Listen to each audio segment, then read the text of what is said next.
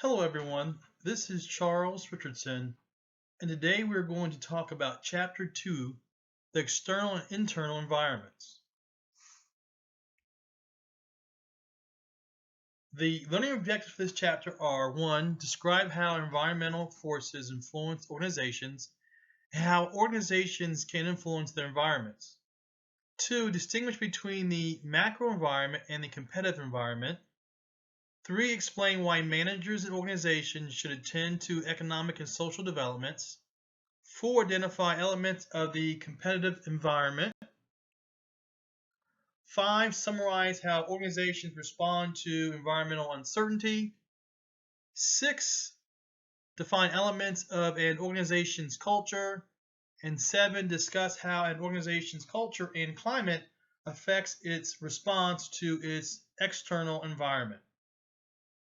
In the beginning of Chapter 2, the book discussed one of the most dramatic business stories of the past decade has been how Mark Zuckerberg created a social networking website that helped transform how people use the internet. Facebook, along with other popular social media sites, converted consumers of media content into creators of that same content, and it vastly widened the scope of what information people share about themselves. Some observers expected that Facebook would continue to be primarily a force that changes the online environment and social communities. However, other signs point to the possibility that change is beginning to outpace the company.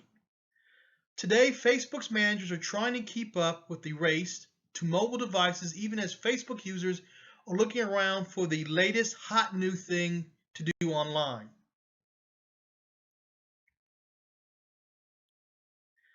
Companies and organizations operate in an environment in which many factors that they have no control over, sometimes referred to as the macro environment.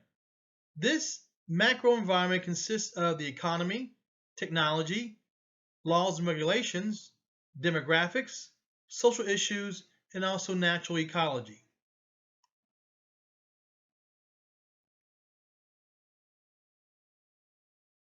The economic environment dramatically affects companies' ability to function effectively and influences their strategic choices. Interest and inflation rates affect the availability and cost of capital.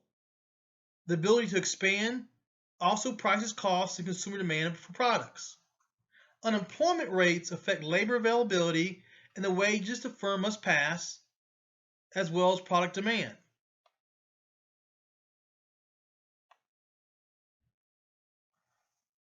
Technological advances create new products. As technology evolves, new industries, markets, and competitive niches develop. New technologies provide new production techniques. New technologies also provide new ways to manage and communicate. Computerized Management Information Systems, or MIS, make information available when needed.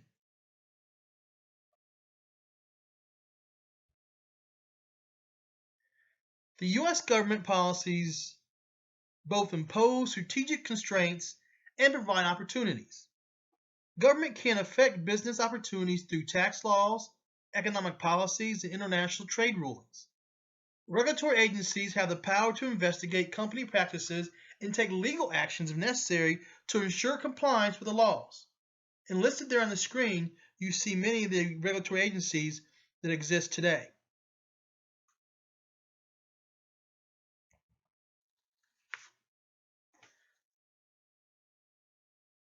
Demographics are measures of various characteristics of the people comprising groups or the social units.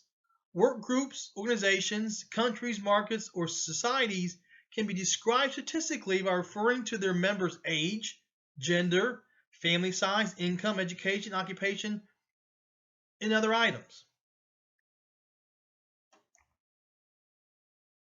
Societal trends regarding how people think and behave have major implications for management of the labor force, corporate social actions, and strategic decisions about products and markets. Additionally, companies have introduced more supportive policies, including family leave, flexible working hours, and child care assistance. Prominent issues in today's press pertain to natural resources. The protection of the natural environment is important to many managerial decisions. Now let's shift gears and talk about another environment in which companies operate. That's the competitive environment.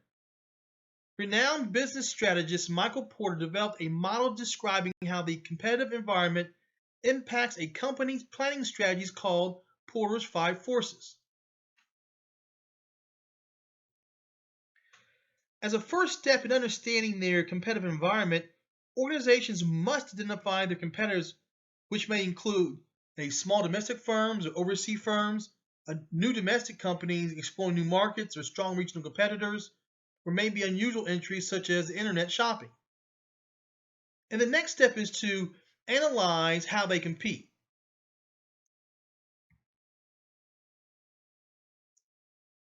Next, a firm must analyze the potential for new entrants. Barriers to entry are conditions that prevent new companies from entering the industry. Some major barriers to entry are government policy, capital requirements, brand identification, cost advantages, and distribution channels. I mean, look at the entertainment industry and the explosion of new entrants over the past few years of companies like Netflix and Hulu due to the increase of broadband speeds and power in microprocessors.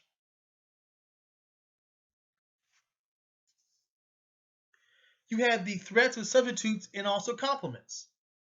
Technological advances and economic efficiencies are among the ways that firms can develop substitutes for existing products. I can remember how great I thought flash drives were. Now you can upload anything, anywhere, into the cloud and have it at a moment's notice.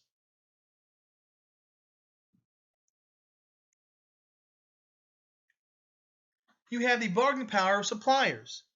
Suppliers provide the resources needed for production and may come in the form of people, raw materials, information, and financial capital. The impact it has on a company is that suppliers can raise their prices or provide poor quality goods and services. Or maybe labor unions can go on strike or demand higher wages. Additionally, if a firm becomes overly reliant on a supplier, that potentially shifts the power to that supplier.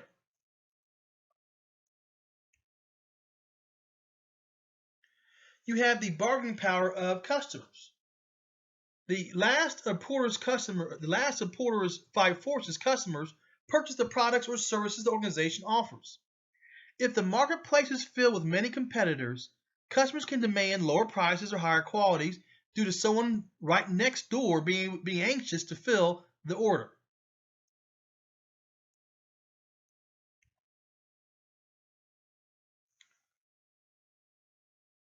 Developments outside the organization can have a profound impact on the way managers operate.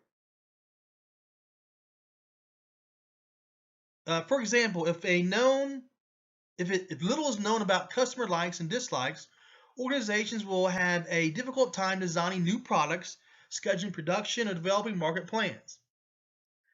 Environmental uncertainty means that managers do not have enough information about the environment to understand or predict the future. Excuse me. In order to minimize a company's uncertainty, a company will do an environmental scan, a process that involves searching out information that is unavailable to most people and sorting through that information in order to interpret what is important and what isn't. Now, gathering this information helps a manager develop competitive intelligence. Now, competitive intelligence is information necessary to decide how best to manage in the competitive environment they've identified. As a manager gathers information on environmental forces, they may go through a process of developing a series of scenarios or what-ifs. A scenario is a narrative that describes a particular set of future conditions.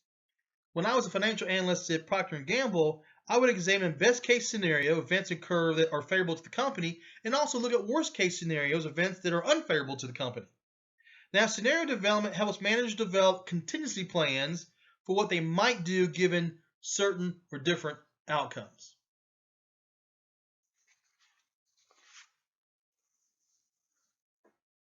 Whereas environmental scanning is used to identify important factors, and scenario development is to develop alternative views of the future, forecasting is used to predict how variables will change in the future. So based on my experience of developing a financial forecast, here are some key things to keep in mind when you think about forecasting. One, it's always good to use more than one forecasting model or tool. Two, accuracy decreases the farther into the future you're trying to predict. So it's a lot easier for me to predict next month than it is 5 years down the road. Forecasts are no better than the data used to construct them. So good in, good out, bad in, bad out in terms of the results. And also, important events often are surprises, represent a departure from the predictions, and things need to be reworked and looked at again. Benchmarking is the process of comparing the organization's practices and technologies with those of other companies. Benchmarking means identifying the best-in-class performance by a company in a given area. For example, if you want to improve your order and delivery process, your company might want to benchmark a company like Amazon, which is best in this industry in terms of completing orders.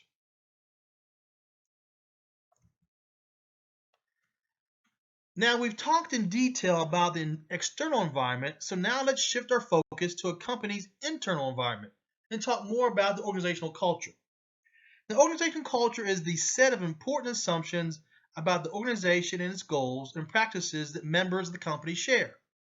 So if you have a company that has a strong culture, okay, there you have everyone understands and believes in the firm's goals, priorities, and practices, and an advantage if appropriate behaviors are supported. In a weak culture, you have different people hold different values, you have confusion over corporate goals, and things aren't clear about what principles should guide decisions. Now, if you're diagnosing a company and trying to figure out what type of culture they have, you can do this through things like their corporate mission statements and official goals. You can look at their business practices, or even something as simple as symbols, rites, and ceremonies. I remember when I was at Procter & Gamble, one of the simple things we used to do is for everyone's birthday, we would actually bake or bring something in for the birthday. So that's a simple ceremony or rite that happened there when I was at Procter & Gamble. And also you can understand a lot about the corporate culture of the particular company by the stories that people tell. Now that's all for Chapter 2. Thanks for listening and have a good one.